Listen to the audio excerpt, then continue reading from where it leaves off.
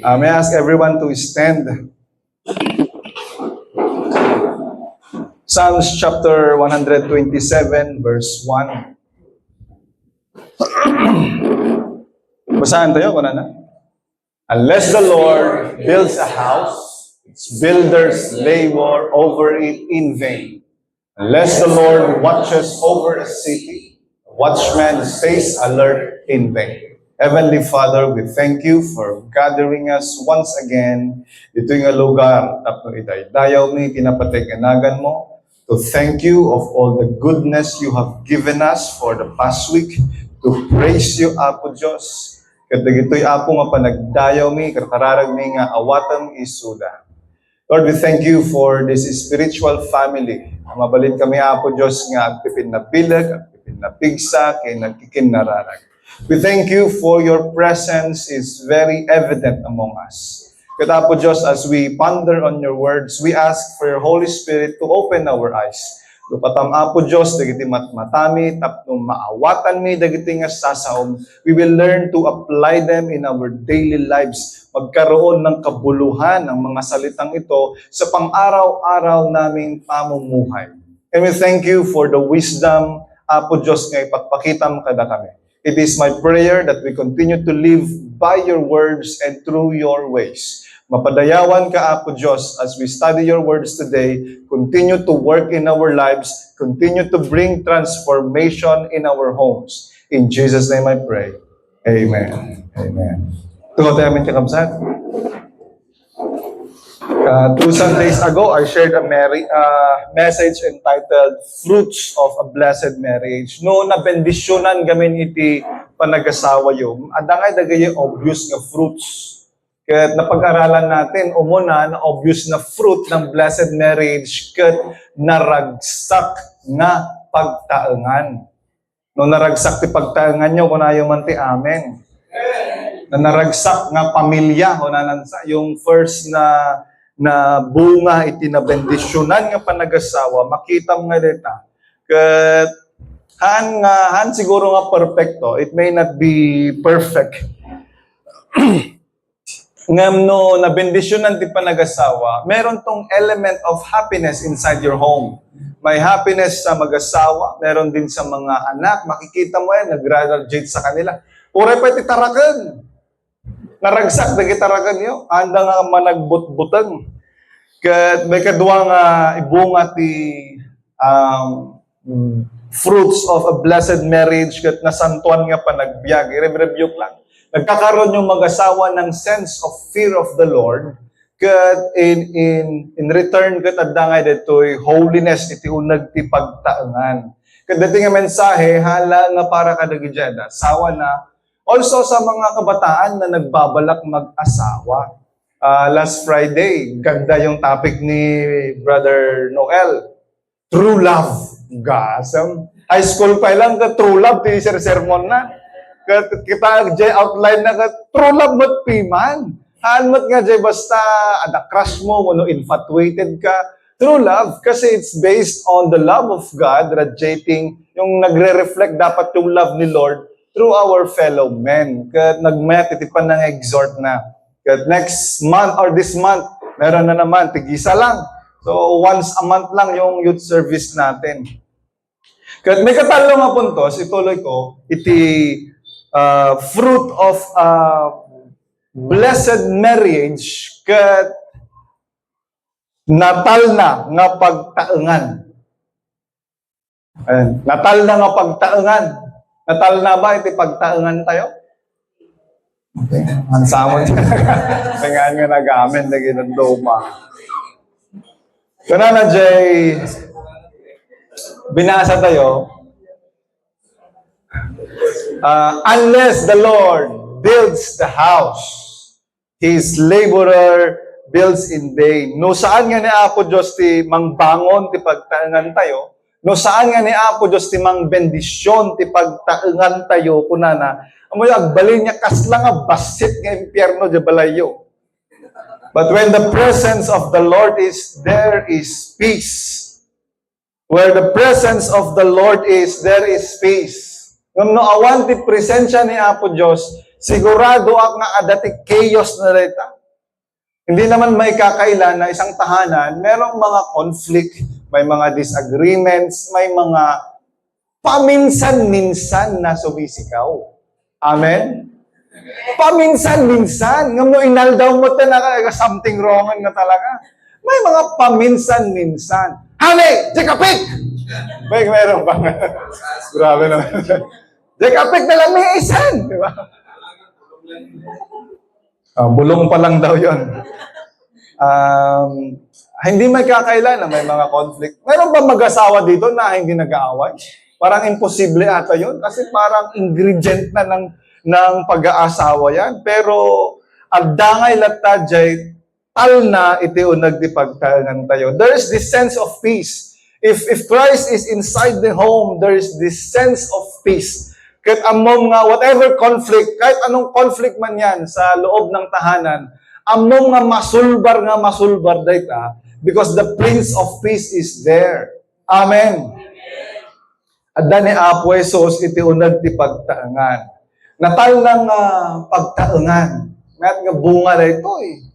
Napaka-obvious na bunga ng blessed marriage, ti natal na nga pagtaangan. Kasama actually ito sa benediction ni Aaron sa Numbers chapter 6 verse 24 to 26. The Lord bless you and keep you. The Lord make His face shine upon you. Pamilya, ti bagbaga na dyan, the head of the family, so ti be blessed na. The Lord bless your house. The Lord bless you, keep you. The Lord make His face shine upon you. The Lord look at you with favor and give you peace. Natal na kuma iti panagasawa yo. Natal na kuma iti pagtaengan nyo. Amen. Ulitek man manan, may kapayapaan po ba sa loob ng ating tahanan? Mabalin nga physically na gulo, ag kay wara tibado, kay wara itikwa. Ngam no, there is peace in the heart, there is peace in the mind of the husband and the wife, na urnos dito nga pamilya. Amen? Nagulo, ngayon na urnos. Ang kwan ng kwan. Open, pero close. Ganon yung kwan nila kahapon. Importante nga, dati tal natin o nagtipagtangan tayo. Gamin dito, iti may nga bunga nga, saan lang nga makita, ikaruba, mangnagdabay. Mangnagdano, adatal natin o nagtipagtangan tayo. Kat no Kristiyano tayo, sapay kumata, makita, kin mangag ti karuba nga adatal na. Ada dito nga bunga ti pagtaangan. Amen. Narigat no taga HCIM kayo kat kanayong kayo apa pinpin nang or agbinbin narsak ada ba iba agbinbin narsig mo siguro. Met latan jay makita da maamuan da nga agminmin nasahi. Taga sawag minmin nasahi saan nga conformity maigamam dita kat pang wala nalatan. Makondiktar tayo ko nga tiyagasawa hindi dapat nagre-raisan ng voice. Husband and wife we should come to this level that we do not raise our voice to our partner. Because it's disrespect. Disrespect yun. If you're raising your voice to your spouse, disrespect yun. So, dumating sana sa mga mag-asawa yung level. Well, baka grade 1 ka pa lang, kita nga level. Dumating tayo sa level na, bugaw mo mga... Lakay. Ayun, nalagaw kayo manin. Di ba? Dumating sana na tayo sa level na gano'n. Olo. Lakay talaga. Talaga. Ay, bakit? Tangiwan mo. Dumating sana kasi talaga nga sumbatan kumamat eh. Banatang kumamat eh. Bakit? Tangiwan. Nag-cute. Dumating sana tayo sa level. Kasi level yan eh. Ubing ka pa lang. Hindi ka pa binugtat amin. Nga garaw, nga sao. Pero dumating sana tayo sa point that we don't raise our voice to our spouse. We don't disrespect them with our words. Kahit nukas natin mapasama, makita tayo kadagiti ubing tayo also with our kids. They will not raise their voices to their parents. Natal na nga pagtaengan. Ibaga tayo man amin, natal na ijay balay. Dakano iti Armalite. Asano ka tumal na pastor kata Armalite. May kaupat nga bunga iti fruits of a blessed marriage anya na talged nga masakbayan. A blessed marriage has this sense of security. Sabi sa verse na binasa natin, unless the Lord watches over a city, the watchman stays awake in vain. Uray no agrabrabiida nga agpuypuyat kunana, handa nga talaga nga maprotektaran, maitud ti seguridad. Ket, si Lord ang tunay na nagbibigay ng proteksyon at seguridad sa ating mga tahanan. Amen. If God is inside our home, ada nga di sabsabali nga talged. Malalim na Ilocano yan, Brother Andrew, Brother Marlon. Talged. Yung sense of stability, especially sa mag-asawa. If God is present in your marriage, natalged kayo nga duwa. Saan nga kanayon mo nga damdamagan, dakan ba dita balay? Dakan ba napanam? Ayan mo, yun mo di blender. Talaga nga dakan ta balay. Yun mo ta blender. Kanayon mo nga damdamagan no, napanan na. No, adadalaga sunod na balay. Pagawin, may kwentong yun. Umuwi yung asawang babae. Ay na ni Papa yo, kunak man no, adad ti balay. Ang ko mo mama, initugot na mo di blender. Wah, awan talged yung aduwa, talag sinsin no spitsa kayo, no napanan dya may isa, no anyar aramidan dya may isa. But if Christ is inside your home, your marriage, there is this sense of security. Ada talged mo, may seguridad ka sa asawa mo na hindi ka niya lolokohin. Amen.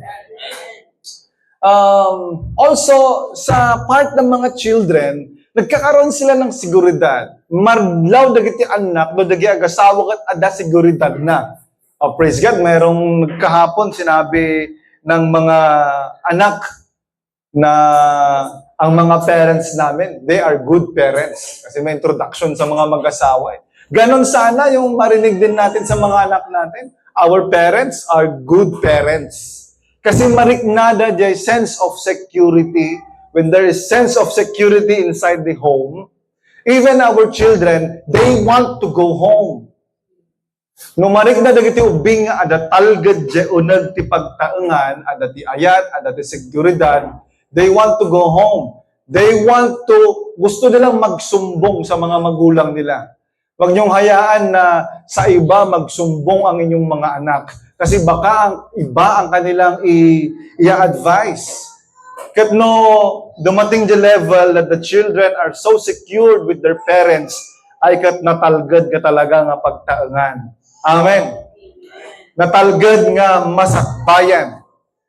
The future may not be crystal clear. Anto man nga makita amin iti future for both of you.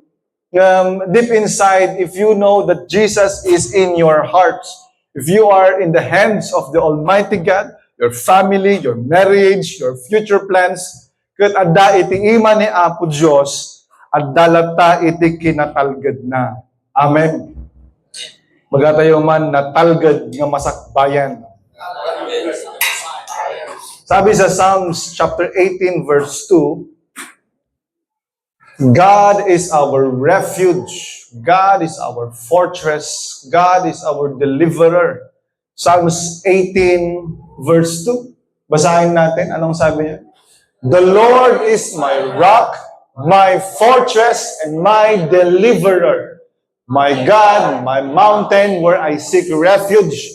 My shield and the horn of my salvation, my stronghold. Notimaysa nga ama, especially the father of the home, knows this verse and really applies this verse in their family. Kat kunana, Lord, you are my rock. You are my fortress. You are my deliverer. You are my salvation. You are my stronghold. Pundasyon gamin iti gentleman Sikati pundasyon. No, amumot nga agpundasyon, je usto nga pundasyon, the rock, which is Jesus Christ, natalged ti pamilyam, ure no, adu nga bagyo ti umay. Amen. You know, the rock symbolizes yung stability. The fortress is the protection and deliverer. Jesus Christ is our rescuer. He is our Savior. Kaya kararag ko nga natalgad ko nga iti pagtaangan tayo kastamot ti masakbayan tayo. May kalima nga bunga iti nabendisyonan. Nabendisyonan nga panagasawa ket kaya to nakaka-bless sa ibang tao. Gaminan no Ilocano makapabendisyon. Letter N pa rin. Nakaka-bless sa ibang tao. Pakisabi sa katabi, nakaka-bless ka kapatid. Nakaka-bless ka kapatid. Very obvious sa verse natin, unless the Lord builds the house, sabi niya, very obvious na si Lord is the one who blesses us. It is the Lord who blesses our homes. Amen.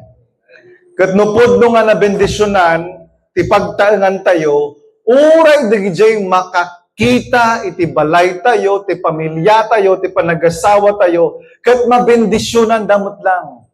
Mabless da nga makakita. Kat tinapansin ko, this is seen most among the godly families. Iti pamilya nga makapabendisyon, most of the time, nakikita yan sa mga pamilyang na Kristyanuan. Amen. Iso nga ikalikaguman tayo nga halaang nga maikabit iti sangot ti balay ti God bless our home. Sino pong may mga ganon? Di ba nasumbrat ka katadajay ko? Naikabit dyan nga God bless our home. Halang ko mga maipaspas kin iti sangot ti ruangan tayo nga may kararag tayo nga bendisyonan nga talaga ni Apo Diyos. Tapos na kayo makakita na gadyaw mo mabendisyonan damod lang. Amen. Sabi sa Proverbs chapter 3 verse 33, met dito nga verse. Proverbs chapter 3 verse 33. Basahan tayo kung na. The Lord's curse is on the household of the wicked, but He blesses the home of the righteous. Ulitin tayo man. He blesses the home of the righteous. When there is righteousness, when there is holiness, when there is fear of the Lord, when there is justice, meron at meron din tong blessing of the Lord. God blesses the home of the just. He will not bless the homes of the wicked. Mabalin siguro nga physically blessed, ang daming 20 yung luxury cars mo, pero magulo yung tahanan. Hindi blessing yun. Hindi blessing yung ang dami-dami mong sasakyan luxury cars, pero nasa kulungan ka, iniisip mo, sino kayo nagdadrive mo yun doon? Hindi blessing yun. Oray, no, simple lang itibalay, basta iti pagtahan, oray, bike lang, kada kayo, no talaga nga na bendisyonan dita, ang dati, blessing ni Apo Diyos, nga saan nga mabayaran ti kwarta? There is joy, there is love, there is peace, there is oneness, there is unity in our homes. Kat apo na yan, nagsaya ata, no kasta iti pagtaangan tayo. Bagam takaaban mo, kastay kuma. Kat ito di sikreto na. God blesses the home of the righteous. Amen. Actually, paulit-ulit yan sa scriptures. God blesses the home of the just. God blesses the home of the righteous. Pero meron ding isa. God's curse is upon the home of the wicked. Imagine niyo yun. God's curse is upon the home of the wicked. Iso nga, if there is wickedness inside our home, if you are a father, if you are a mother, a husband, or a wife, there are areas in your life na alam mong hindi ka kaaya-aya sa harapan ng Diyos, itapon mo yan. Kung if there are any material in your house, or hindi lang material, halimbawa, dati bote ti Jin Ijay, ibulang mo rin, Amen. Amen. O sige, Red Horse, ibulang, handout yung baga ti Red Horse. Jin mo ti baga. Agpalunod na lang. Agpalusot na lang No ada iti elements. There ada iti pornographic materials yan, itapon mo yan. Kung may mga symbol of Satanism sa house nyo, may mga one eye, ang dami pa, mga triangle na kan, may mga goats, itapon mo yan. Kung may mga idols sa house nyo, itapon nyo rin yan. Because the curse of the Lord is in the household of the wicked. Kung saan lang mo't nga dagiti material nga makikita. Also, pride is wickedness. Idolatry is wickedness. Jealousy, envy, greediness, adultery, wickedness, lahat yan. And if these things are present in our home, sabi niya, the curse of the Lord is in this household. Kaya sabi sa katabi, itapon mo na mga yan. Meron pa ba? May mga adapel lang bati, tagtagda, labat bati. Jay mamangay pastor, mga among kantan. Ako mo nabasa ka mama.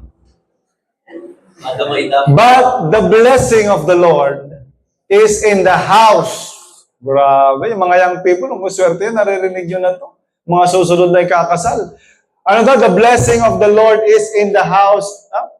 Ano daw? But He blesses the home of the righteous. It is not enough that you put, God bless our home. It is not enough that you wear a t-shirt that says, God bless our home.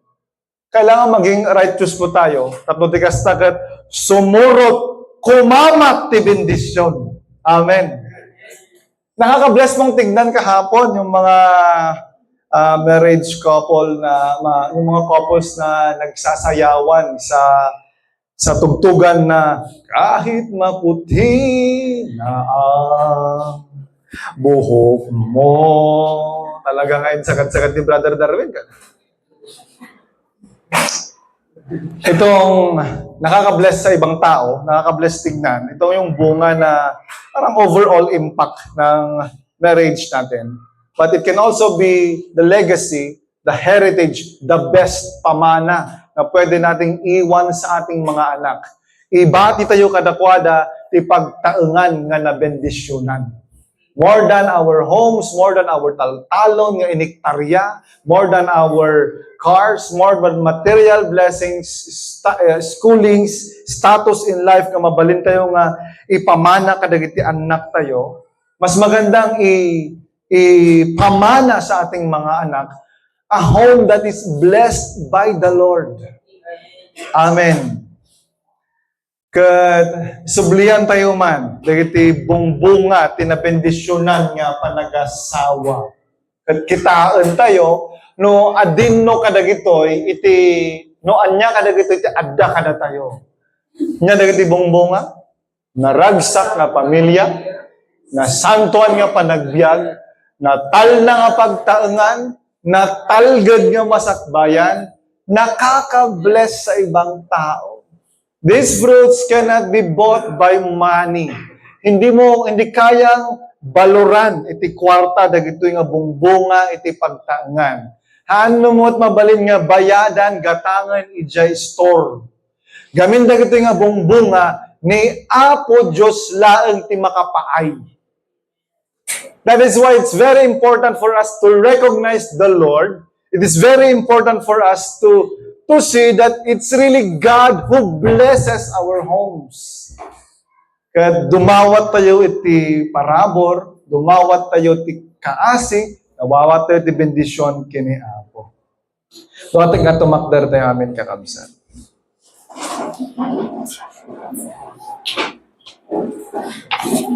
Iti heart ni Apo Diyos, kat